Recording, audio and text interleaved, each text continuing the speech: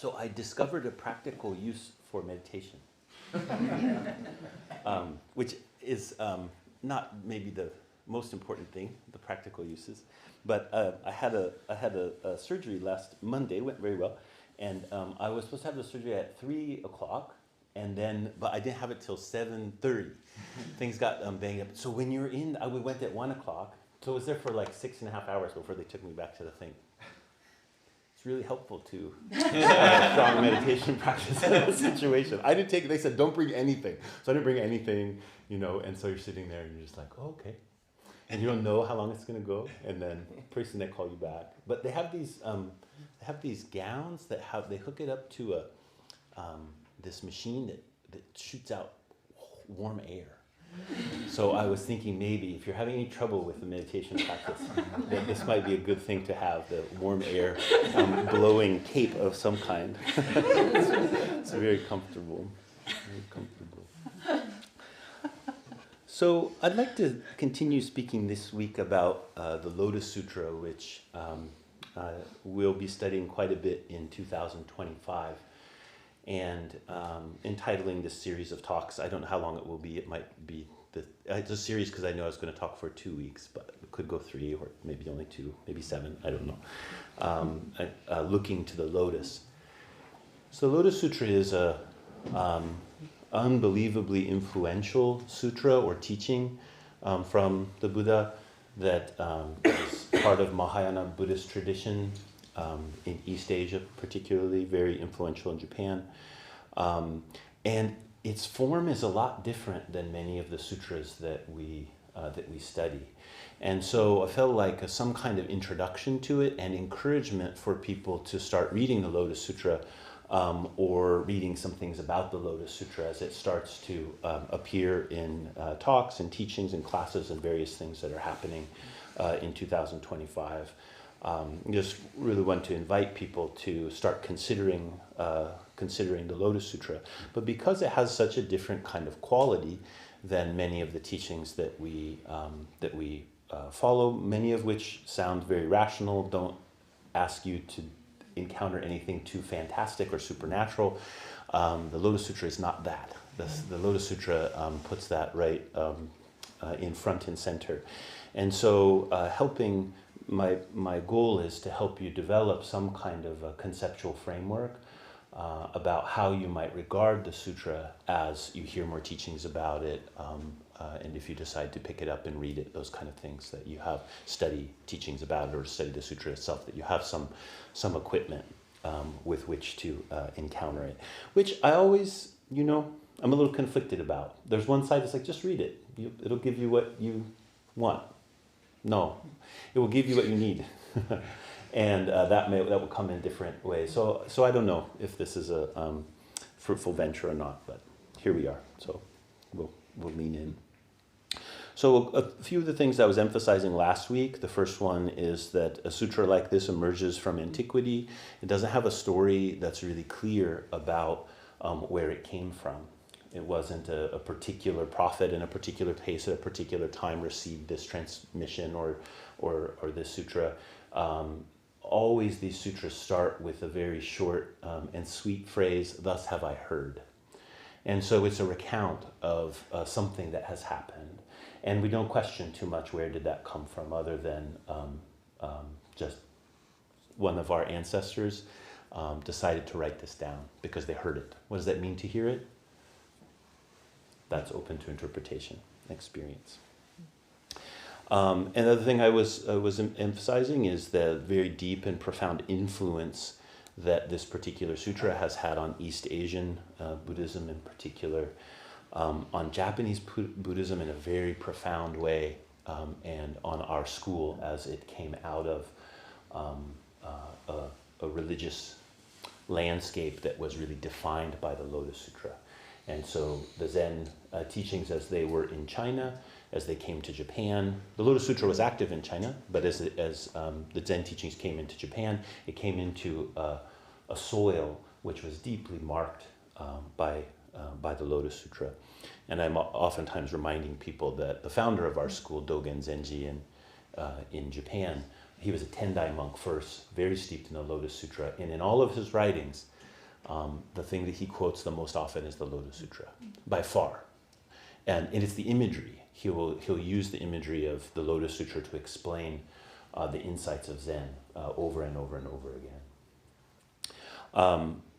Another thing I was talking a little bit about is the unbound nature of the sutra. I showed you a couple copies, the two that I really like. This is a translation by a scholar and teacher named Gene Reeves. This has been out for, I don't know, maybe 15 years or so. This is the one that I go to most often. Not a sales pitch, but if you're looking for one, there are a few copies in the in the bookstore. And then there's a newer translation here called the Threefold Lotus Sutra, and this came out in 2019. I'm just now starting to use this one. I'm quite fond of this translation as well. But this point of unboundedness, this is bound, right? And the Lotus Sutra is in fact a text, but it is also not a text which is simply contained by its text.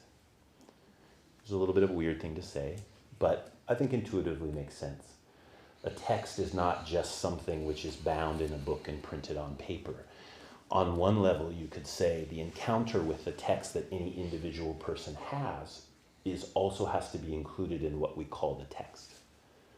It's not just what's in the book in some material way, but whatever heart encounters it is also there. And the Lotus Sutra takes that kind of process to the extreme. To the extent that if you start reading the Lotus Sutra, you'll say, when's the Lotus Sutra going to start? They'll keep talking about the Buddha's going to preach the Lotus Sutra, and you never quite get to the scene where the Buddha preaches the Lotus Sutra. But you start realizing, oh, this is all the Lotus Sutra. And that kind of quality of sometimes feels very, very self-referential, but that self-referential quality of the text is actually like a doorway, is asking you to look through something in a different way. So we respect the Lotus Sutra as a text which we can touch and we can read and has different translations and all of those kind of material facts, but it's also something that can't really be bound in that. And that's what its medicine is, that it's trying to show us a doorway, trying to help us see in another way where our constant habit of reducing things to things that we know is challenged. I'll say that again. Our constant habit of reducing things to things that we know. We know where the boundaries are. We know what they are. We can say what they are in some definitive way. That constant habit we have, the Lotus Sutra is trying to unhinge that. So the unboundedness of the text is part of that process, which is frustrating for a while, and then mostly is just wonderful once you key into it. And then the last thing, which I'm going to expand on a little bit more today, is the kind of fantastic quality of the sutra. In that explanation, I was talking about a very core teaching in Mahayana Buddhism, which is the three-body teaching of the Buddha. So when we learn about Buddhism, most of us, if you didn't come from a Buddhist culture or a Buddhist family, the way you learned about it was probably in maybe middle school social studies text. If you're younger, when I was still teaching middle school, I was happy that started happening, that there were little sections on religion. When I went to school, if there was anything on religion, definitely nothing on Buddhism. But you may have learned about the Four Noble Truths or those kinds of things in some educational setting, or maybe you were interested in Buddhism and you looked around for some explanation about the teachings, etc. Most of what you will find there is an explanation of the teachings that came from a Buddha named Shakyamuni who lived in South Asia 2,500 years ago and set the wheel of the Dharma rolling in this world. That's the explanation. So we honor that Buddha, or that body of the Buddha, or that facet of the body of the Buddha as the Nirmanakaya Buddha, sometimes translated as the manifest Buddha, the Buddha who took a material form in this world. There are many, many, many, many, many Nirmanakaya Buddhas, and that's part of what the Lotus Sutra will talk about. There's really an unbound number, an uncountable number of Nirmanakaya Buddhas. And those Nirmanakaya Buddhas also have other aspects to their Buddhahood, to the body of Buddhahood. And one of those is called the Dharmakaya, or the Dharma body of the Buddha. And the Dharma body of the Buddha, we could say, is the source of Buddhahood. It's completely beyond conception in any way. It's like in some Christian mystical traditions where they talk about the total silence of God. Nothing could be perceived about this body of the Buddha. But this body of the Buddha is the source of all awakening, or is the source really of all beings. So this is another way to talk about the body of the Buddha. People say, what did the Buddha wake up to? The Buddha woke up to the Dharma. The Buddha woke up to, sometimes the Dharma is translated as the law, translated as teachings. But in this case, we could say that the Buddha woke up to the totality of being, and that's called the Dharmakaya Buddha. Lots of teachings in the Mahayana, particularly in the Zen, emphasize the relationship between these two bodies of the Buddha. The totality, the oneness of everything, people might think of. That's a little bit of a mistake in saying oneness, but we use it anyway. The oneness of everything and the multiplicity of everything. That these are not in opposition to each other in any way. And we find this in many spiritual traditions, this kind of teaching. We emphasize the unity and plurality, or sameness and difference. But there's a third facet to the Buddha, which is called the enjoyment body of the Buddha, and this is the Sambhogakaya, or the fulfillment body. So another layer, or another way we can think about the body of the Buddha, is that there is a being which wakes up to the complete inseparability of the totality of everything and the multiplicity of everything, and there is a force of awakening that comes from that non-differentiation of those two things. It was very philosophical. The point being here is that the Sambhogakaya Buddha is who's preaching the Lotus Sutra. So when you come to these fantastic things, the Sambhogakaya Buddha is not the Nirmanakaya Buddha, isn't bound in materiality or time in the way that the Buddha who lived in South India 2,500 years ago was. More correctly, I would say, the facet of that Buddha's body that we pay attention to is the one that we can grasp materially and temporally. Okay? So we can grasp it in time. We say 2,500 years ago. It's like, where? South Asia.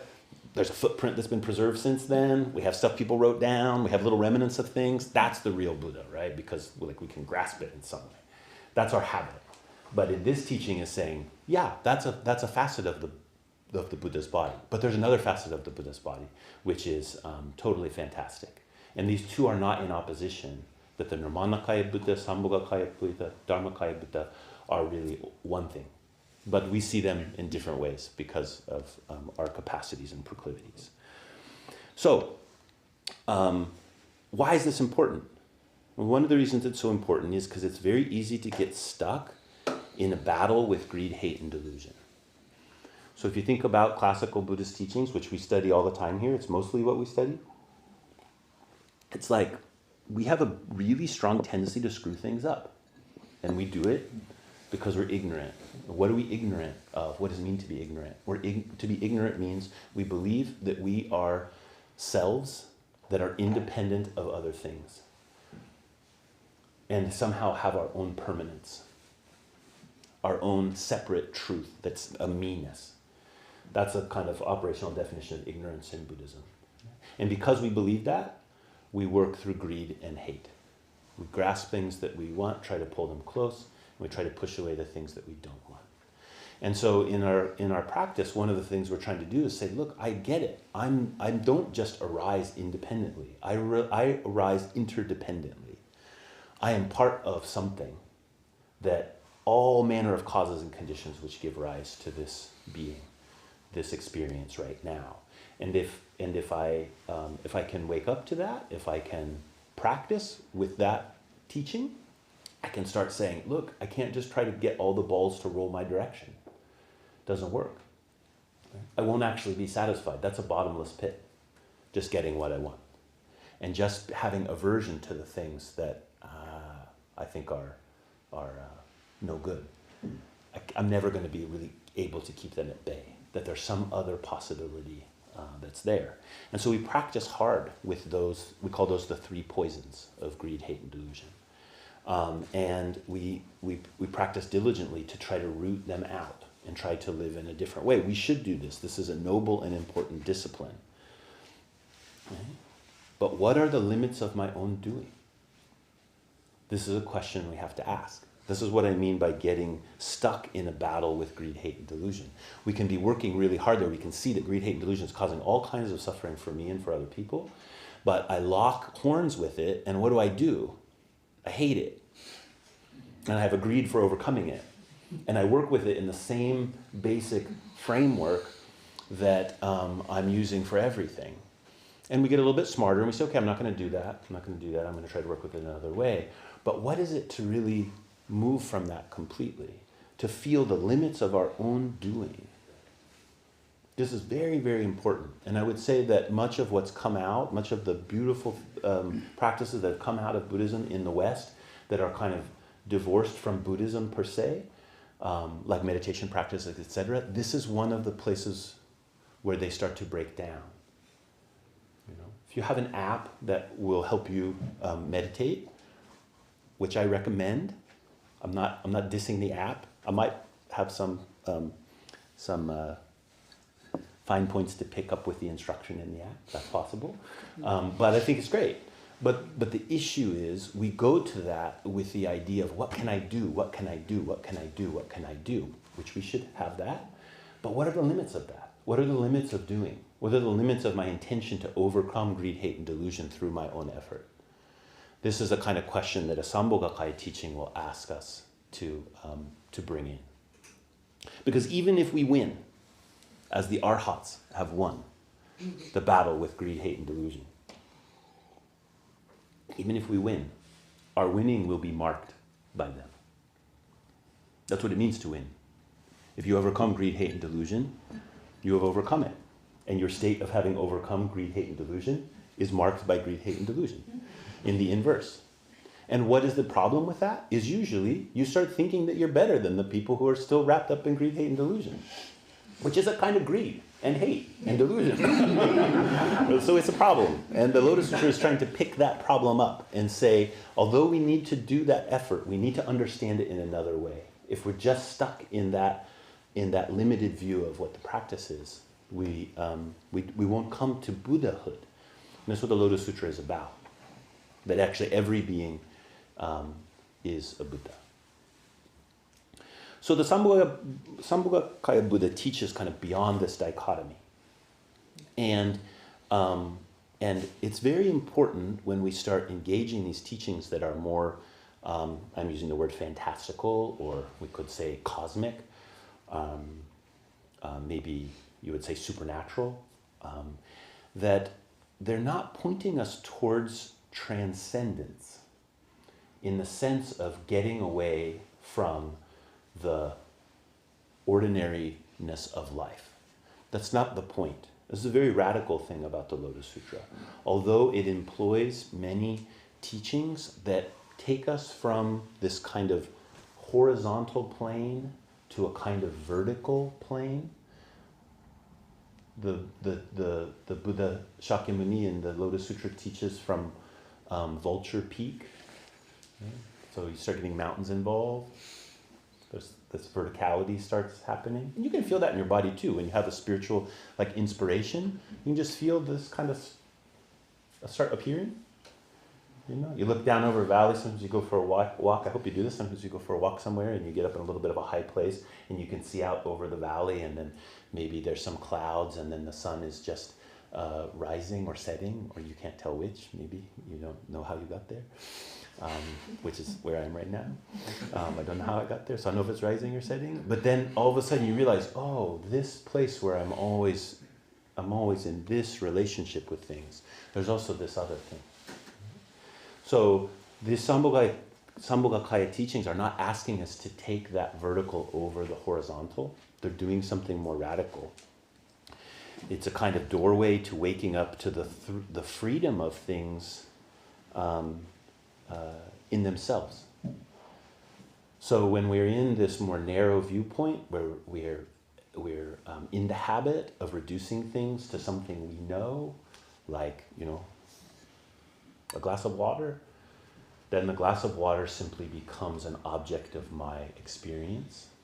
And in that reduction, I have this kind of horizontal relationship with it, but I cease to be able to know its freedom. Maybe in a more theistic religion, we would say it's divinity. So the freedom of this glass, its unboundedness to be in a totally intimate relational being with me as I use it for drinking water.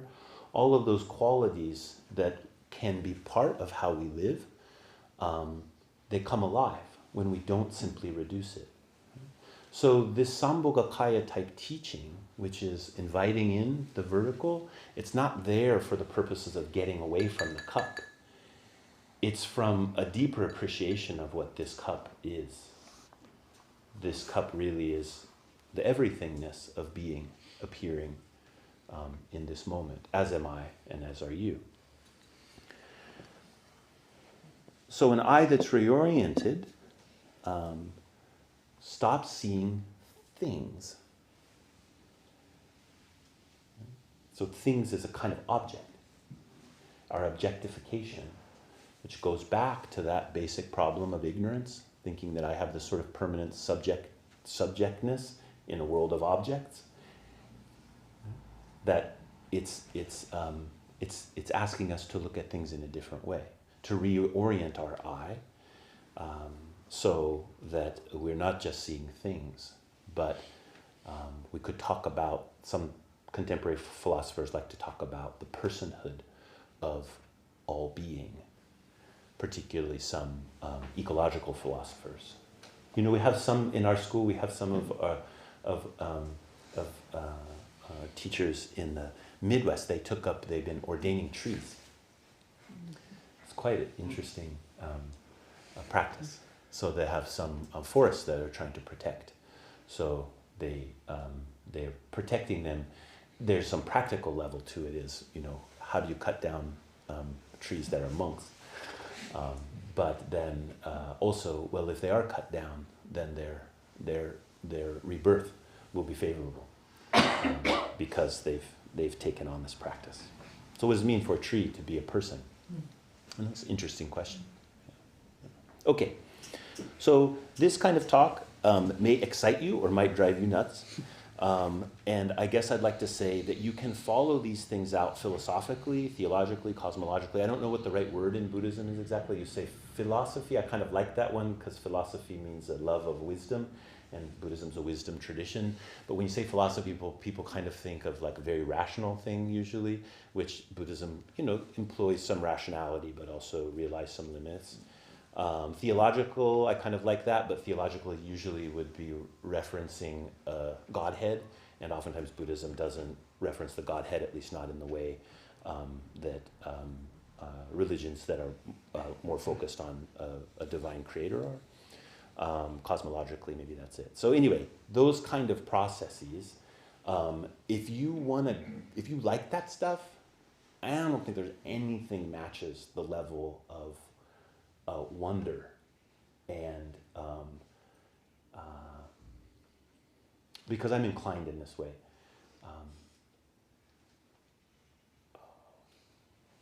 It's so free, the way of thinking in the traditions that have developed from the Lotus Sutra philosophically.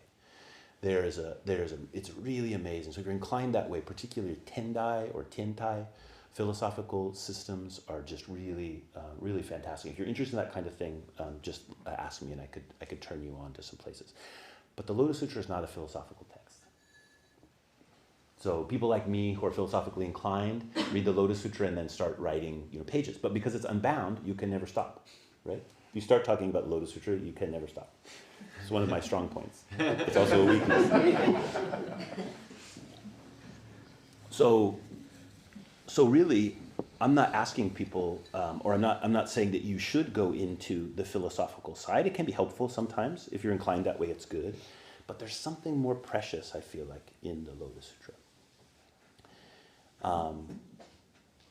The oldest building blocks of experience and understanding are not philosophical assertions. They're stories. That's how we know things on a deep, deep level. And what the Lotus Sutra offers us is stories. And if we encounter those stories with a kind of intrigue, one thing that's great about a story is you don't have to agree with it or disagree with it. Isn't that nice? You might be interested or not interested in it. And there might be some parts that are boring, or some parts that are interesting, parts that resonate, parts that don't resonate, parts you feel like you understand, parts you feel like you don't understand. But it's not really about figuring something out. It's about encountering this story. And if we understand stories as being a kind of building block of how it is that we experience the world, then we can see that encountering different kinds of stories changes the way that we experience things. It gives us other options than just to battle greed, hate, and delusion with greed, hate, and delusion. So one of the places that it also will challenge us is it will ask us, what stories lay at the foundation of our normal view? What stories lay at the foundation of a view that considers phenomena as things or objects? I wish there was a better word than phenomena. It just sounds so dry. But I use that term to just reference, you're awash in phenomena. You are not awash in things. I'm making that distinction. Things are like the idea that there is some entity that independently exists outside of you, which you're bumping into. Like you're a pinball bouncing around in the pinball machine, and you're running into these things that are outside of the metal ball that you run into, and you have different reactions to them. Right? That's the way we kind of naively conceive of what's happening on a day-to-day basis usually. What kind of stories are at the basis of thinking that way? That's something that's really important for us to consider. I think we could look at sociological or political or economic frameworks that encourage that. That's an interesting place to look. Why the fact that I can buy something is kind of puts you in a certain relationship with it, right? I'm not saying we shouldn't have economic systems.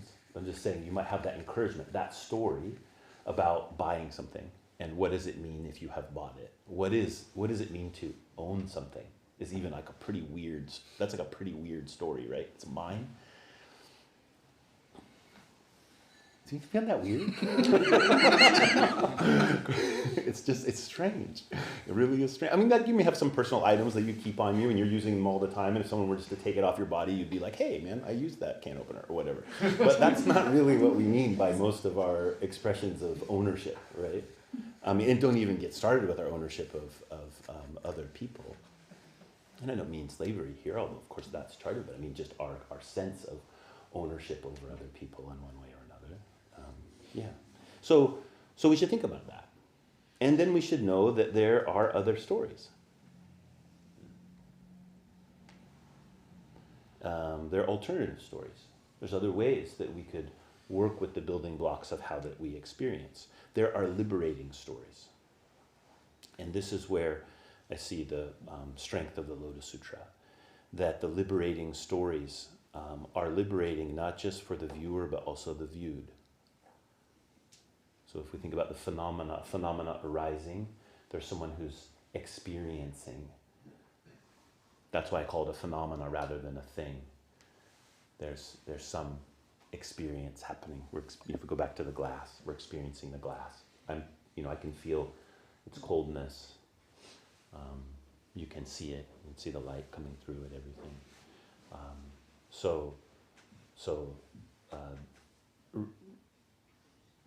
With these stories of the Lotus Sutra, it's not just that I will be liberated, but this will be liberated too. That's the only way I can be liberated, is if this stops being a thing, is a Buddha, is a body of the Buddha. It is the Dharmakaya. It is the Dharma body of the Buddha. It's one thing to say that. It's another thing to actually see that way. And I'm not saying I can see that way all the time. But I'm saying there's a practice which says, let me try to live like that. Let me try to see the Buddha as I am seen by the Buddha. And this becomes the constant refrain of the stories in one way or another within the Lotus Sutra. Because the sutra insists that all beings are bodhisattvas or Buddhas. If you look at us temporally, we're bodhisattvas. Temporally meaning laid out through time. In the Buddha, there's all these stories. He meets all these beings. He's like, oh, Jesse, you're a Buddha. You will be a Buddha. Actually, what he does, he says, you will be a Buddha. Because he's talking in time. And that will be at this time, and he references the because a Buddha can see all through, isn't bound by time in their consciousness, can see in this world, in this place, in this time, you're Buddha. And so this is constant refrain within the Lotus Sutra. It's pretty radical.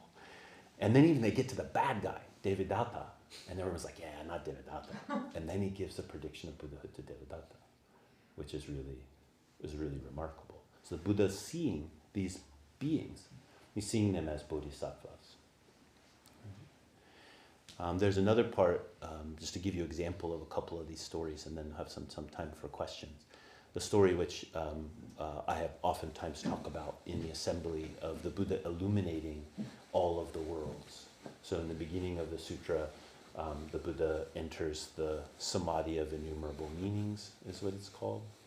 And then entering that concentration, there's a beam of light which is emitted from the curl of hair here in his forehead, which is one of the marks of a Buddha. And it illuminates, in the text it says the eastern quarter, which also means everywhere. Okay? So the eastern quarter is the direction of light. Right? So the light that is shining, and all the worlds are illuminated because those lights meet each other. There's this long list of all of the worlds and all the beings that are illuminated in that light. So think about, what is that story about? You know, what's the basis of that story? Especially if we consider that consciousness of the Buddha is our consciousness. It's not some other consciousness of another being that's out there. That's our consciousness. It's said that Keizan Zenji, one of the founders, he's the third ancestor after Dogen in Japan, that he was awakened reading part of the Lotus Sutra, where it says, with your eyes, with the eyes that are received from your mother and father, meaning your fleshy body, you will see all the worlds. And it said Keizan, boom. I always, when I read those things, I know it woke someone else up. I'm like, I'm waiting. Then it does a little bit, But of course, you have to. What will hit you will hit you. But for Keizan, that was a moment that he just woke up, and I can see why, because it's not like some other eye. It's not some other eye. It's not some other Buddha, some other being called a Buddha's eye, which will see the freedom of this world. Are these eyes, these fleshy things, right? Which we know is not limited to any fleshiness. Without eyes, you can still see. So that's one of the stories. Another story, these stories of predictions of Buddhahood. Another one is the story. This is later in the Lotus Sutra, where the Buddha has collected Nirmanakaya Buddhas, so these manifest Buddhas, from all these potential worlds everywhere. All these worlds, because he needs to open this special jewel stupa. So read the story, you'll get that part. And this whole thing unfolds, and then it's time for these Buddhas with their attendant bodhisattvas. The Buddhas always have an attendant bodhisattva. Bodhisattvas, beings who are on the path to awakening. And it's time for them to return to their worlds. And one of the leaders of the bodhisattvas says, hey, you may need our help. You need our help. We'll stick around in this world and help you care for this wonderful Lotus Sutra, which awakens all beings. We could help you with that. And the Buddha says, no, it's okay. And I said, well, come on. This world is a little bit It's looking like it's not going to be okay. All right? And the Buddha says, it's no problem. And then from the ground splits open, and an uncalculable number of bodhisattvas spill forth from the ground and fill all of the cosmos. And he said, I'm paraphrasing, he says, they've been here all along. We don't need you to protect this. Please go to your lands and be the bodhisattvas of your lands. They're here all along. A very curious phrase. They were in the space. The phrasing in the Chinese is very interesting. It says, the space that is underground. And you could also read that as the openness or the unhinderedness of the earth. You know, there's this one image of light that's coming right at the beginning, which is just like all beyond any materiality. And here, halfway through the sutra, the Buddha's like, guess what? The earth is totally spacious, which is not what we're expecting. We're expecting earth to be like, those are the limits of things. It's practical. Let's get down to earth. Let's ground ourselves, all these kinds of things. He's like, guess what? Ground yourself means total spaciousness, right? And there's all kinds of beings in there that know how to take care of this sutra. And they're you. Right? So these are the kind of stories that come out of the Lotus Sutra that can change our perspective if we listen to them. So I just encourage you, as you hear the sutras in talks, hear the stories in talks, if you take up reading them, reading the sutras, reading things about them. If you're studying the philosophy, make sure to go back to the sutra, because as philosophers we'll have a habit of doing, they'll just start floating away from the sutra. And because they think the explanation of the story is more important than the story, which is pretty dumb, but that's what it means to be smart oftentimes, is to be dumb. You have to be dumb to be smart. So I'll stop there. Anyone has any questions or comments? Hojo-san, when I first studied the Lotus Sutra with you, I was very intimidated, and it was really challenging. Yeah. And it still is. I often sort of like have to hype myself up to go into this kind of work. If we accept that the sutra is not bound in the text, I feel like that's a really wonderful place to begin. Yeah. But then you encounter in the text over and over again another refrain, which is, even if any being hears just one syllable of this sutra, they will be definitely a Buddha in some future world. Again, it happens many, many times. Yeah. And so I always have this, I struggle with this sort of like conflict, or not really a conflict, but I struggle with this idea that I am studying something through this text, which is not in the text, but also the text is really important. And so I get kind of lost in this. And we've often talked about copying sutras, like just even to write the letters, there's like merit in that. Can you speak a little bit about building a like the approach to study, or the way that, because I imagine maybe other people have that. Yeah. I mean, it's one of those kind of irreconcilable conundrums of practice that let you know you're on the right path. Is like when things are definitive, question. When you're just lost, question. When you come, actually always question, but when you come to these kind of irreconcilable conundrums, those are really important. They're teaching you something. So the conundrum here, if we take, for example, in the Prajnaparamita rituals that we do, there's one part where the doshi, I say this very quietly so people don't hear it, usually it's in my head, it says that letters, the Dharani cannot be revealed by letters.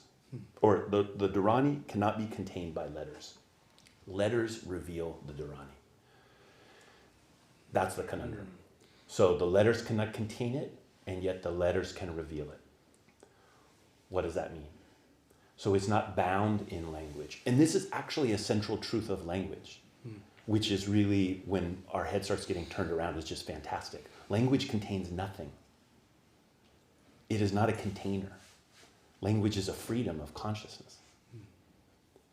And that, that container mentality that we have is what keeps everything bound rather than liberated. So the language invites us simply to participate in what is totally transparent. And the letters don't get in the way at all. The letters are like, every one of them is like a gateway. It's like you can just see through it. Maybe to say it in a little bit more simple way is like we study the gateway by studying the gateway. And the part that we can see looks like this big. So we're staring at the mountain gate through a straw. It's still the gateway. The straw is good. But if we really look at the empty space through the straw, we start going, whoa, there's not really edge to that empty space. You know, first it just looks like a little hole through something, and then you start realizing, oh. And then the greatest thing, if you walk through a Japanese garden, oftentimes there's a gate with no wall on either side. So then the gate isn't even a gate. You know, it's not like a barrier between one side and another. It is just like a door in air.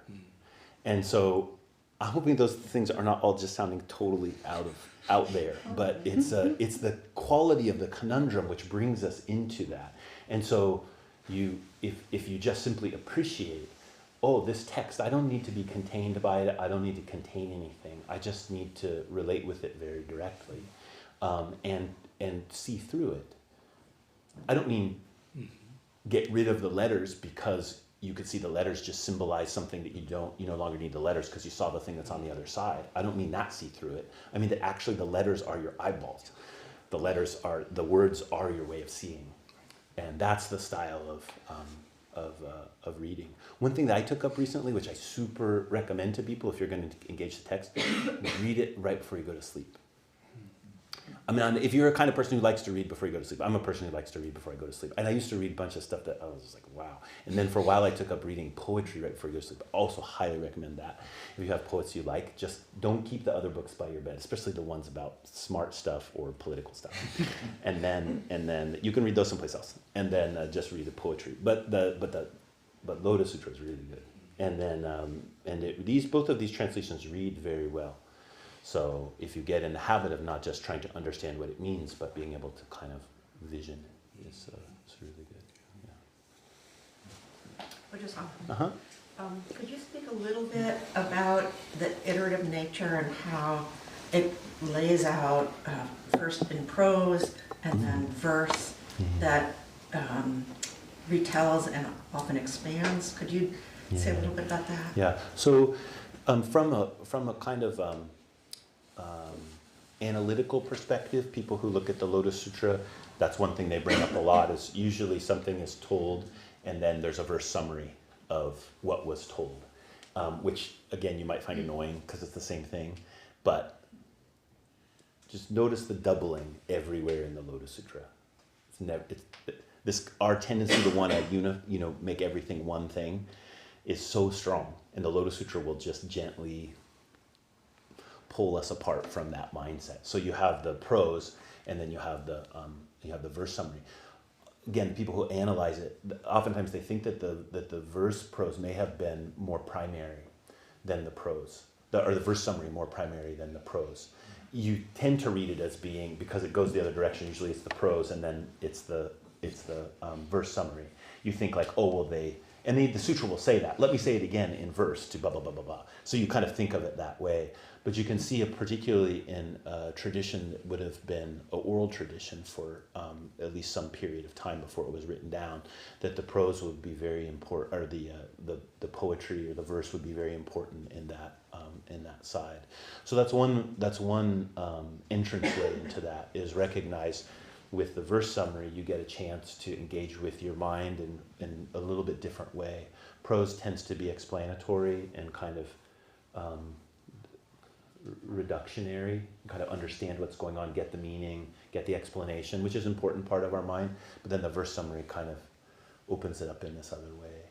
So that happens throughout the text, and I think is really valuable. Another place that if as you start reading you might get stuck is the long lists of people in the assembly. Right? It will remind you if you've read the Bible before, the begots.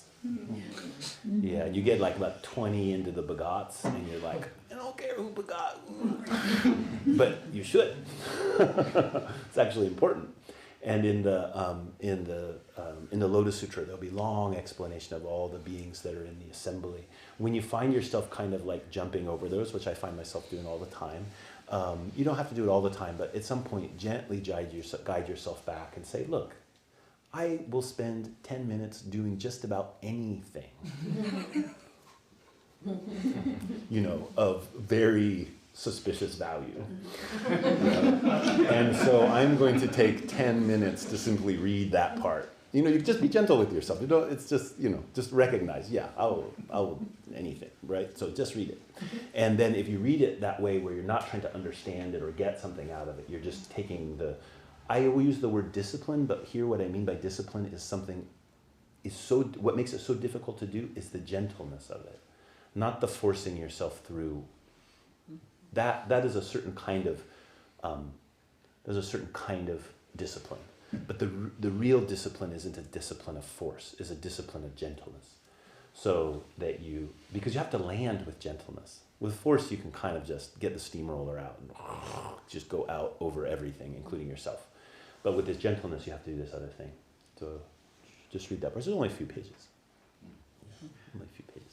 So that kind of discipline in reading the sutra can apply to all kinds of things like that, where you just feel a little, you don't get why this is going on and mystified. Yeah. And then jump around. That's the other thing I really recommend. You don't have to read it straight through. You can be like, yeah, this is sort of boring. Let me go to this other part. I imagine people have been doing that forever. Yeah. It's not a novel, Yeah. Does that get to what you were saying? Yeah, and sometimes it seems like the verses aren't just summaries. Yeah. There's sometimes it's, Yeah, there's other information in there. That's part of it. And then there's other ways of saying things. And that way, you know how words in poems go from being like kind of like this to being kind of like this? That's the way I'm thinking about today. They're like, in prose, you knit things together. You use lots of articles. Annoying articles, like the and a, right? Like which you don't, in poetry, they might be there, but they sort of express a freedom when in the poetic. And so that's another quality of it. And depending on the translation comes through in different ways, but you kind of get the words in this different way. Mm-hmm. I had a question about when you were speaking about running up against the limits of self-reliance with greed, hate, and delusion. Yeah. Would that somehow relate to the unseen body and receiving the Lotus Sutra? Maybe how it works on your unconscious, and that's like a kind of a surrender to that rational ordering. Yeah. Does that make sense? That makes 100% sense. Yeah, I see it that way exactly. Yeah. That the one thing that sometimes when we're talking about practice, I'll draw, like in a lecture, I'll draw a triangle, and then I'll say, okay, this top part of the triangle, draw a line across this topic. This is experience. This is your all experience. Eye, ear, nose, tongue, body, mind, heart, feeling, all kinds of experience. It's very interesting in Buddhism that sensory experience includes our internal life. We don't say there's a sensory experience and then an internal life. In Buddhism, we say that that's all one continuum. Our internal life and all kind of these kinds of senses are all one thing. So that's there. We really need that. That's, in a way, our only way of understanding what it means to be alive is in that little window. But part of what the teachings are inviting us to do or encouraging us to do is to feel for another level that's just below that. That would be kind of the second tier. And that, we could say, is a tier of our attitude, our posture, our regard for, stuff that's primary to the experience. It's not things you can experience in and of themselves, but the way that your body is functioning, not just your physical body, but your consciousness and all these parts of your consciousness you can't see, how they're functioning, have everything to do with what's going to show up in that next level triangle. So when we do practice, we have to do it in that triangle if it's something that's going to be done, because that's where things that are done exist. They exist in that triangle sensory experience. So we sit meditation, for example, fold up your legs, sit meditation. We've got to do that in that triangle. If you don't, you can't do it. But the way you do it has everything to do with this next level. So a lot of the teachings are pointing at that level, and then they get really confusing because they don't exist in that triangle up here where things kind of make sense. So Dogen will say things like think, not thinking. What kind of thinking is that? Non-thinking. We're like, thanks, Dogen. It's not very helpful on this level. But as you start to study it on the next level down, you see, oh, my thoughts are not just inevitable, right? It's not about thinking or not thinking, which all exists in this triangle up here. There's something more primary. Right? So we work with that stuff. All of that stuff sits on top of the very bottom level, which is the totality, which cannot be seen in any way.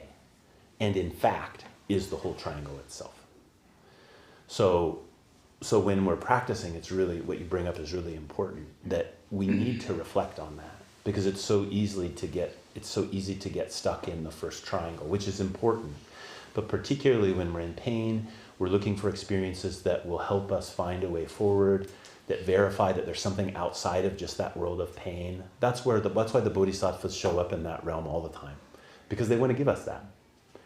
But as we try to grasp for it, we can't actually get it. We might get something magnificent, but we don't, if it doesn't happen on those lower layers, our way of being doesn't reform. And without that reforming and that different way of looking, the world won't continue to look in it like something else. The way we see needs to shift there. Yeah. And I think that as we're coming out of a period where rationality has reigned in terms of truth claims, it's like hallelujah. It's hallelujah. Because of course that's been so helpful to have truth claims that come through rational processes. Of course, that's been wonderful. I mean, I could have this surgery because people got really good at that. Truth claims that are verifiable in a rational way. And there is ample evidence that it is not super helpful for our souls in the long run to have only focus on that. And so for us to regard the unconscious, we usually don't use the term soul in Buddhism, but I'm getting older, so I'm loosening up a little bit. Those deeper part of our being. So yeah, I just really encourage you there.